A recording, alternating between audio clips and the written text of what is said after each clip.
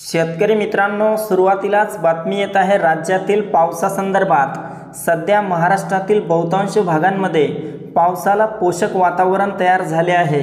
तसेच आज रात्रीपर्यंत महाराष्ट्रातील बहुतांश भागांमध्ये पुन्हा एकदा पावसाचा जोर वाढून मोठा जोरदार स्वरूपाचा पाऊस होणार आहे।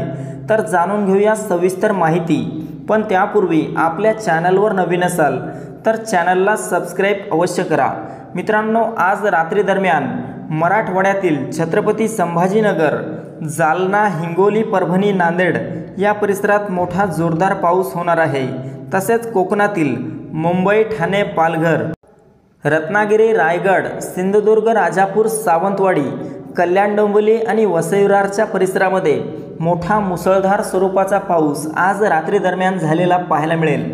तसेच मित्रांनो, मध्य महाराष्ट्रात पाहिले असता पुणे, सातारा, सांगली, कोल्हापूर तसेच सोलापूर, अहमदनगरच्या परिसरामध्ये ढगाळ वातावरणासह हलका ते मध्यम स्वरूपाचा पाऊस आज रात्री दरम्यान झालेला पाहायला मिळेल।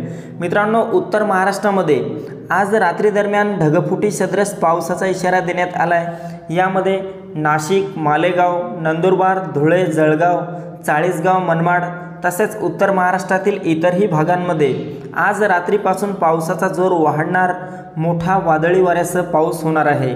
मित्रांनो, विदर्भात पाहायचे झाले तर विदर्भामध्ये बऱ्याचशा भागांमध्ये आता पावसाला सुरुवात झालेली आहे।